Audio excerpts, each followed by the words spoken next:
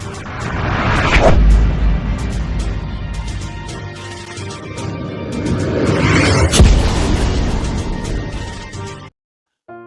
Hello friends, welcome to reel connect YouTube channel. గత కొన్ని రోజులుగా సోషల్ మీడియాలో వస్తున్న న్యూస్లు కానీ అది గేమ్ చేంజర్ సినిమా గురించి కొంచెం నాకెందుకో కొద్దిగా దాని మీద ఒక మాట్లాడాలనిపించి నేను ఈ వీడియో చేస్తున్నా. బేసిక్గా ఇప్పుడు అది సినిమా అంటే నేను మీడియాలో చూసిన న్యూస్ ఏంటంటే సినిమా రిలీజ్ అయింది, బయట హెచ్డి ప్రింట్ ఆల్రెడీ బస్సుల్లో వేస్తున్నారు, విజయవాడ ఇది ట్రావెల్ చేసే బస్సుల్లో వేస్తున్నారు. తర్వాత ఎక్కడ పడితే అక్కడ రిలీజ్ అయిందని తర్వాత వీళ్ళు వెళ్ళి కేసు పెట్టడము, ఇలాంటివి ఏవో కొన్ని ఇన్సిడెంట్స్ జరిగినాయి అని చెప్పి నేను చూశాను. బట్ నిజంగా అసలు ఎవరు చేస్తున్నారో, ఎందుకు చేస్తున్నారో ఇలాంటి అసలు ఒకప్పుడు లేవు. ఒకప్పుడు సినిమా అంటే చక్కగా హ్యాపీగా సినిమాలా ఎంజాయ్ చేసేవాళ్ళు. ఇంటికి వెళ్ళి ఎవడి పని వాడు చేసుకునేవాడు. ఫ్యాన్స్ ఉండేవాళ్ళు. ఫ్యాన్స్ దేనికి ఉండేవాళ్ళు అంటే ఆ హీరో ఆ జిల్లాకో దేనికో వచ్చినప్పుడు దాని దగ్గ ఏర్పాట్లు చేయడానికో, లేకపోతే ఎవరికైనా ఏదైనా హెల్ప్ చేయడానికో, లేకపోతే సినిమా రిలీజ్ అయినప్పుడు పూలదండలు వేయటానికి అట్లాంటి వాటికి ఫ్యాన్స్ ఉండేవాళ్ళు. కానీ ఇప్పుడు పిచ్చి పీక్స్కి వెళ్ళిపోయి ఫ్యాన్స్ అంతా ఏంటంటే ఏదో చేతులు కోసుకునే లెవెల్లో అసలు ఫ్యాన్స్ అభిమానం ఏంటారు నాయన. అసలు ఒక్కసారి you just think about it. మీరు ఏంటి ఫ్యాన్స్ మీరు? నిజంగా హీరో చుట్టూ 30 మంది బౌన్సర్లను పెట్టుకొని బయటకు వస్తాడు. సింగిల్గా రాడు, రోడ్ల మీద సింగిల్గా తిరగడు. షూటింగ్కి వచ్చిన బౌన్సర్లు ఉంటారు, ఎక్కడికి వచ్చిన ఆయన సెక్యూరిటీ ఆయన ఉంటాడు. సో మీరేంది ఏదో డొక్కు బండేసుకొని తిరుగుతుంటారు. సరిగా పెట్రోల్ కొట్టించినా మీ దగ్గర డబ్బులు ఉండవు. మీరు ఫ్యాన్స్ అనుకుంటే తిరుగుతూ ఉంటారు కదా. సడన్గా ఎవరికన్నా ఏదన్నా ఫ్యాన్స్లో జరిగితే ఆ హీరో రావడానికే కనీసం కొన్ని నెల రోజులు పడుతుంది చూడడానికి. సో కొంతమందికి మనసు ఉండదు, కొంతమందికి టైం ఉండదు, ఇంకొంతమంది డబ్బులు పంపించి సాయం చేస్తుంటారు. కానీ వాళ్ళు తీసుకునే రెమ్యూనరేషన్ ఎంతో తెలుసా? 100 కోట్లల్లో ఉంటుంది ఒక హీరో రెమ్యూనరేషన్. మీరు మీ ఇంట్లో సంపాదన, మీ బతుకు, మీ ఖర్చు ఎంత ఉంటుందో ఒక్కసారి మీరు ఆలోచించుకోండి. వాళ్ళ కోసము మనము ఇలా అసలు మొత్తం జీవితాన్నే త్యాగం చేసే అంత బతికేసి ఫ్యాన్స్ మధ్యన గొడవలు క్రియేట్ చేసుకొని ఇలాంటివన్నీ అనవసరం. నిజంగా cinema is only for entertainment. మీరు నిజంగా ఒక హీరోకి ఫ్యాన్ అయితే ఆ హీరో సినిమా వచ్చినప్పుడు ఎంజాయ్ చేయండి. కానీ వేరే హీరో సినిమా వచ్చినప్పుడు తిట్టకండి. ఎందుకంటే అది మీకు నచ్చకపోతే వదిలేసేయండి. ఇప్పుడు అన్నం కూర పప్పు చారు తినేటప్పుడు మనం 4 రకాలు ఉంటాయి. ఎక్కడికన్నా పెళ్ళికి వెళ్ళినప్పుడు, ఫంక్షన్కి వెళ్ళినప్పుడు నచ్చింది వేసుకొని తింటాం, నచ్చింది వదిలేస్తాం. కానీ వంటోడి దగ్గర పోయి వంటోడు ఏంద్రా ఇంత గలీజ్ కూర చేసినావు, నువ్వు ఇట్లుంది, ఆ కూర నాకు ఇష్టం లేదు, అదేందుకు చేసినావు అన్నాం కదా. సో దట్ ఈస్ అది సంస్కారం కాదు. మనము సినిమా నచ్చితే చూద్దాం, నచ్చకపోతే అది మనకు సంబంధించిన హీరో సినిమాకి కాదని వదిలేద్దాం. లేదు ఒకసారి చూసి ఎలా ఉందో, బాగుంది, మన హీరో ఇంతకన్నా బాగా చేసి ఉంటాడేమో అనుకుంటే చూడొచ్చు. కానీ ఇప్పుడు ప్రజెంట్ జరుగుతున్న సిచ్యువేషన్స్ మాత్రం నిజంగా చాలా బాధగా ఉన్నాయి. సో ఇప్పుడు ఫస్ట్ ఒకసారి కంపేర్ చేసుకుంటే ఇప్పుడు ఈ పుష్ప 2కి గేమ్ చేంజర్కి నిజంగా ఒక కంపారిజన్ అనేది జరిగితే, గేమ్ చేంజర్లో హీరో ఒక ఐఏఎస్ ఆఫీసర్, పుష్ప 2లో హీరో ఒక స్మగ్లర్. అంటే ఒక ఎర్రచందనం వాటిని దొంగతనం చేస్తూ సప్లై చేసే ఒక ఇది. సో అంటే సమాజానికి కరెక్ట్గా చూసుకుంటే ఏ సినిమా కరెక్టు? ఇప్పుడు ఎవడన్నా ఒకడు రేపు పొద్దున ఏదైనా నీతి నేర్చుకోవాలి ఒక దగ్గర అనుకున్నప్పుడు దేంట్లోంచి నేర్చుకుంటాం మనం నీతి అనేది? ఐఏఎస్ ఆఫీసర్ గేమ్ చేంజర్ చూసినప్పుడు ఏంటంటే, అరే మనం ఐఏఎస్ ఆఫీసర్ అయితే సమాజానికి ఇలా సేవ చేయొచ్చు, పొలిటీషియన్స్ని ఇలా కంట్రోల్ చేయొచ్చు. ఎందుకంటే కొంతమందికి విప్లవాలు చాలా ఉంటాయి, దేశానికి ఏదో చేసేయాలని చెప్పి, సొసైటీకి ఏదో చేసేయాలని చెప్పి, అలాంటి వాళ్ళకి అది ఒక మంచి ఎగ్జాంపుల్ మూవీ. ఓకే, బాగాలేదా, నీకు నచ్చలేదా, fine, no problem, don't comment it, just నచ్చలేదు బయటకు వచ్చేసి. కానీ వాళ్ళ గురించి వీళ్ళ గురించి ఆ ఫ్యాన్స్ మధ్యన గొడవ ఇదంతా చాలా సిల్లీగా అనిపిస్తుంది. పుష్ప 2లో మాత్రం ఏముంది చెప్పుకునేంత గొప్పగా ఏముంది దాంట్లో? పోలీసు వాళ్ళని స్విమ్మింగ్ పూల్లో తోసేసి దాంట్లో ఉచ్చబోయడం అనేది వాట్ కైండ్ ఆఫ్ కల్చర్ ఇస్తారు? ఒకప్పుడు అనేవాళ్ళు సినిమాలు జనాల్ని ప్రభావితం చేస్తున్నాయని. ఎస్, అదైతే కరెక్ట్. ఎంతో కొంత ఇంపాక్ట్ అనేది ఉంటుంది. ఎందుకంటే ఇప్పుడు వెబ్ సిరీస్లు వచ్చినాయి, దాంట్లో వల్గర్ డైలాగ్స్, అసలు దానికి కంట్రోల్లే లేకుండా పోయింది. ప్రైమ్లో కొన్ని వెబ్ సిరీస్లు చూస్తుంటే ఆ బ్యాడ్ లాంగ్వేజ్ తోటి ఫ్యామిలీతో పిల్లలతో పక్కన కూర్చొని చూడాలంటేనే బాధగా అనిపిస్తుంది. అలాంటి సిచ్యువేషన్లో ఉన్నాము. సో దాని ఇంపాక్ట్ సొసైటీ మీద ఉంటుంది. బ్యాడ్గా ఏదైతే మనం చూస్తున్నామో అలాంటి ఇంపాక్ట్ సొసైటీ మీద ఖచ్చితంగా ఉంటుంది. కానీ అట్ ద సేమ్ టైం కొన్ని సొసైటీలో జరిగే ఎలిమెంట్స్ని తీసుకొని కూడా సినిమాలాగా చేస్తూ ఉంటారు. కాబట్టి ఈ గేమ్ చేంజర్ సినిమా అనేది మరి దాన్ని ఒక హేట్ చేసి దాని మీద ఒక రెవల్యూషన్ తీసుకొచ్చి సినిమాని ఏదో చేయాలి అనుకునేంత చండాలమైన సినిమా ఏం కాదు.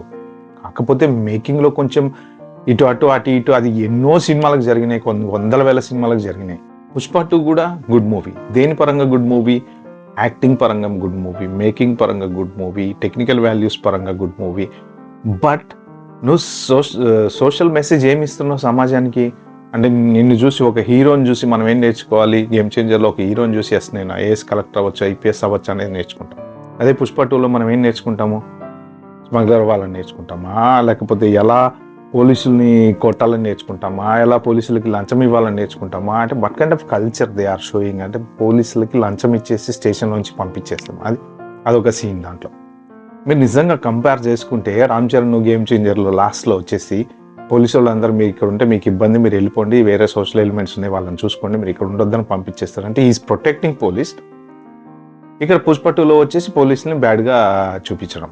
అంటే ఇప్పుడు సినిమాటిక్గా తీసుకుంటే ఏది కరెక్ట్ ఏది కాదు అనేది మనం చెప్పలేము. గేమ్ చేంజర్లో కూడా అలా చాలా లూప్ హోల్స్ ఉన్నాయి. ఎందుకంటే ఈవీఎంలన్నీ ఒకే చోట తీసుకొచ్చి అక్కడ కాలు మీద కాలు వేసుకొని కూర్చొని కలెక్టర్ ఒక్కడంతా కాపాడాలంటే, కానీ ఆ ఇల్లాజికల్ సీన్స్కి బ్యాడ్ ఎలిమెంట్ సీన్స్కి తేడా ఉంటుంది. ఇల్లాజికల్ సీన్స్ వేరు. సో మనం అప్పుడు సొసైటీకి అది గేమ్ చేంజర్ అనేది ఒక మెసేజ్ ఇచ్చే మూవీ. అంటే కలెక్టర్కి ఎన్ని పవర్స్ ఉంటాయి ఇప్పుడు చూసుకుంటే, నిజంగా పొలిటీషియన్ సంతకం పెట్టడానికి తప్ప దేనికి ఆయన ఎంతసేపటికి నియోజకవర్గంలో అంటాడు, పార్టీ మీటింగ్లు అంటాడు, అదంటాడు ఇదంటాడు.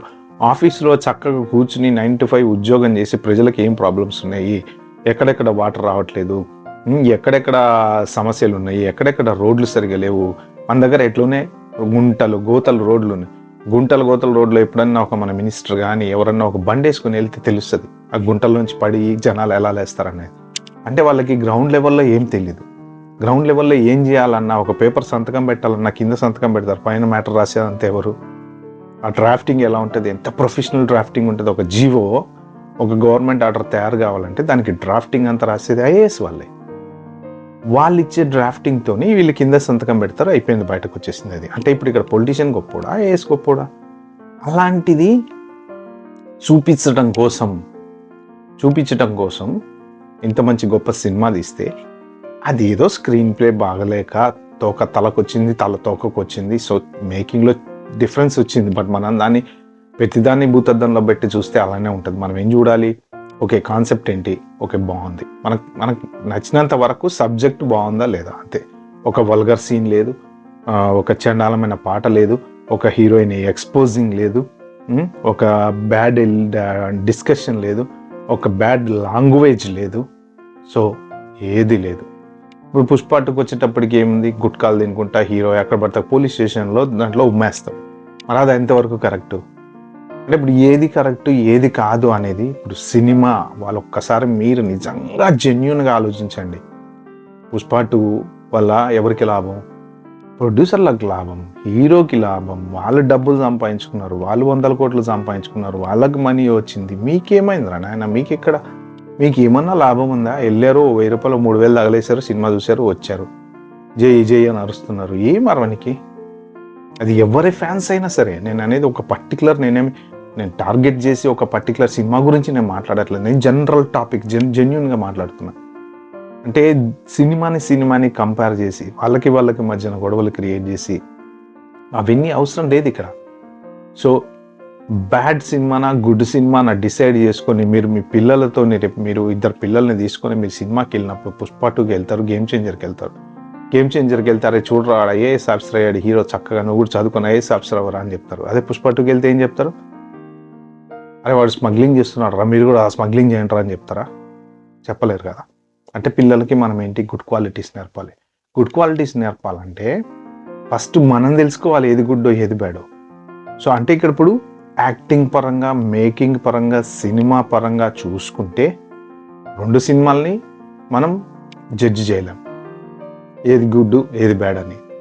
ఎందుకంటే వేరే రకంగా చూసుకుంటే 2 సినిమాల్ని జడ్జి చేయొచ్చు. ఇప్పుడు దీంట్లో రామ్ చరణ్ యాక్టింగ్ సూపర్, దాంట్లో అల్లు అర్జున్ యాక్టింగ్ సూపర్, దాంట్లో డౌట్ ఏం లేదు. యాక్టింగ్ పరంగా ఇద్దరు ఎరగదీశారు పెర్ఫార్మెన్సెస్. కానీ సొసైటీ పరంగా చూసుకుంటే ఏది ఏ సొసైటీకి ఏ సినిమా అవసరం, ఎలాంటిది ఇవ్వాలి? జనరల్గా హీరోలు ఇచ్చే సందేశాల మీద అసలు అభిమానులు చాలా చేస్తారు. అలాగా మన గేమ్ చేంజర్ మూవీ ఒక సొసైటీకి గుడ్ మెసేజ్ ఇవ్వటం కోసం వచ్చిన మూవీ. శంకర్ సినిమాలన్నీ ఆబ్వియస్లీ అదే టైప్ ఉంటాయి, అన్ని గుడ్ మెసేజెసే. ఇప్పుడు ఒకే ఒక్కళ్ళు వన్ డే సీఎం అయ్యాడు, కానీ బయట రియాలిటీలో జరగదు అది. కాకపోతే ఏంటంటే అట్లీస్ట్ ఇలా చేస్తే ఇలా అవుతుంది అని ఒక సందేశం, దాన్ని మనం సందేశంగానే చూడాలి. కానీ దాని మీద ఏదో కక్ష కట్టేసి ఆ సినిమాని బ్యాడ్ చేయడానికి, ఈ సినిమాని ప్రమోట్ చేయడానికి ఎన్ని వందల కోట్లు సంపాదించినా ఏం ప్రమోట్ చేస్తున్నారు మీరు? ఒక బ్యాడ్ ఎలిమెంట్స్ ఉన్న సినిమాని ప్రమోట్ చేయటం. సినిమా కేవలం మన ఎంటర్టైన్మెంట్ కోసం తీస్తారు, మనం దాన్ని ఎంటర్టైన్మెంట్ కోసమే చూద్దాం తప్ప దానికోసం చేతులు కోసుకొని రక్తాలు తెచ్చుకొని అభిమానం చూపించుకొని ఓవర్ యాక్షన్ అవసరం లేదు. ఓకే ఫ్రెండ్స్, సో ప్లీజ్ ఇది కనుక మీకు నచ్చినట్టయితే మీరు షేర్ చేయండి, సబ్స్క్రైబ్ చేయండి. మీరు కామెంట్ చేస్తా అంటే చేయండి, నో ప్రాబ్లం. Thank you.